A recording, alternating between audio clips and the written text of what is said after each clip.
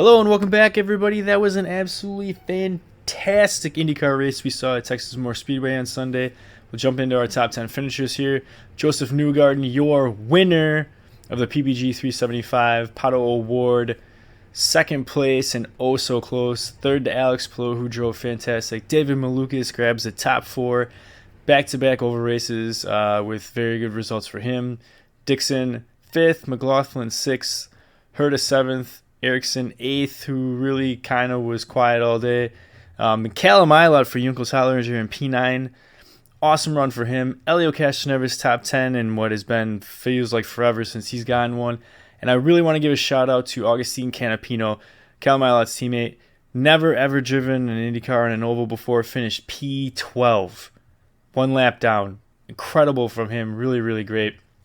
We are going to get ready here. We're going to take a quick look at the championship standings next after 2 rounds.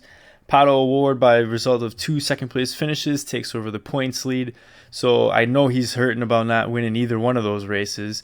But to have the points lead has to feel pretty darn good, and he's run really well in both races too. So it has to give him confidence as he's going to Long Beach next on the schedule. Really great top 10 here.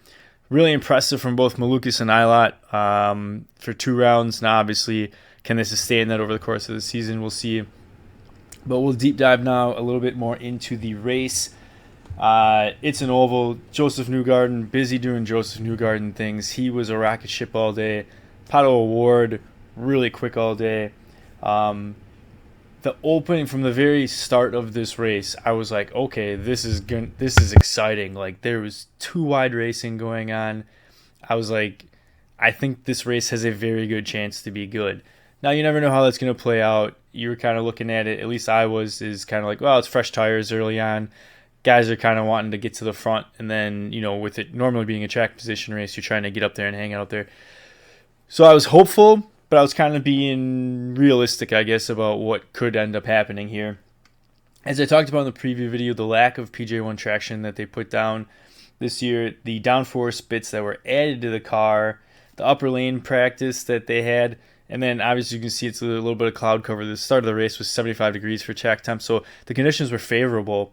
All this kind of led into what we kind of hoped for, which was beginning of the stint being really fantastic racing, a lot of side-by-side action, and I don't mean like just in the front.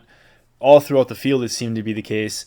And then as the stint went on, you got deeper into the stint, you did have to manage tires a little bit, which I talked about also in the preview video. I like that. I do like some hint of being able to preserve tires. And the way the stints work out here, that's what it is. We didn't get that in the first stanza because Kumasato crashed pretty much like 10-ish laps before the first round of green flag stops would have happened. But then in the second round, like after that pit stop, which I got to tell you, I feel for Alexander Rossi at Texas. He has had some of the worst luck at Texas in the last couple of years that you can ask for. Collides with Kyle Kirkwood as Rossi's leaving his pit box. Kirkwood was way out in the far lane. Deep, steep angle trying to get into his box. I honestly don't know if he was going to make it anyway. Rossi's front tire changer thought Kirkwood was already done with his stop, waved Rossi out, they collided. Somehow Rossi got the penalty. I think everyone is pretty confused on that one. From the standpoint of how the rule is written, it's not Rossi's fault. Kirkwood was in the wrong spot, which led to the whole issue. If Kirkwood would have been in the transition lane, which is the middle lane, we wouldn't have had the issue or anything. So I think that's where people are more dumbfounded, is the way the rule's written. It was clearly Kirkwood's fault. In a normal instance, if you get released and there's contact, yeah, it's usually going to be on the driver that made the contact coming out of the pits, got released. But in this instance, it was very clear, based on the lane you're in, who was at fault here. But anyway, going back to it, so we come out of the Sato caution, and we have our really, really long green flag run. Really long, which was great to see. And at that point, the sun came out, the track started to heat up, and what we saw then was how dominant Joseph Newgarden and Pato O'Ward were, because they took off and started lapping a good portion of the field. We ended up having our first green flag stops of the race. And when they came out of those green flag stops, Pato O'Ward was 3 seconds just about behind Joseph Newgarden after that green flag stop. He clawed back that 3 seconds and pulled out 8.5 seconds on Joseph Newgarden before they got to the next round of stops. Now, Newgarden made mention in the post-race interview that he had made an adjustment during that stop where Pato caught him and passed him that really kind of didn't work well for him. The car didn't like it, and so he went the wrong direction. Pato looked to be well and truly gone at that point. Joseph reverted back, he said, to the setup, like the changes that he had prior to that stop. It seemed to make a big difference for his car. But the irony was Felix Rosenqvist then crashes while Pato O'Ward has this gigantic lead and basically negates his lead.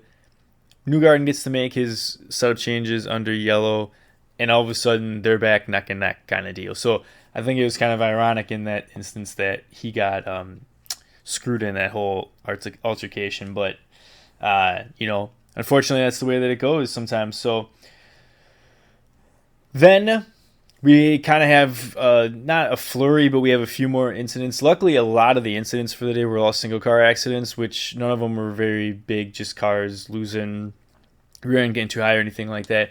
The one kind of big one was Devlin DeFrancesco hit at the exit of turn 2, headed down the backstretch, and he was trying to keep it low, get on the apron, head back to the pits.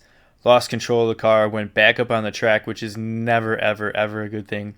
Graham Rahal didn't really have anywhere to go, backed up as much as he could, hit the back of DeFrancesco, got airborne a little bit. Luckily, the car came back down. It could have been a lot worse than what it was.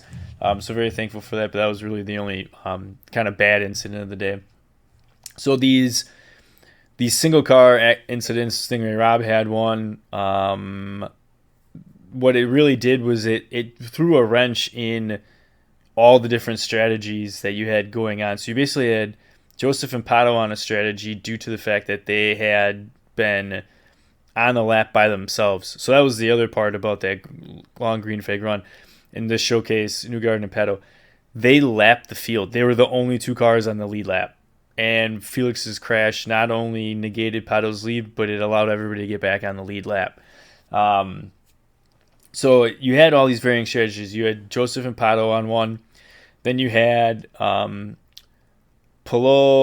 Malukas, Herta all on one. Then you had Grosjean and Dixon on one. So when you got to the final 15 laps, 10-15 lap shootout here to the end, you had 3 different strategies working.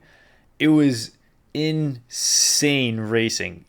What you're watching right now on the screen was unbelievable. My heart was racing. It's been a long time since I've seen that on an oval. This right here, this side-by-side action with Newgarden and Pato was so incredible to watch. Like, on your feet cheering, and at the same time, like, holy cow, these drivers are doing an amazing job to give each other the room and have this racing.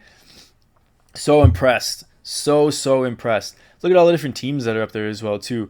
Really great to see from that aspect as well, too, kind of the parity that was going on with this race. I was just blown away. Really happy with this race.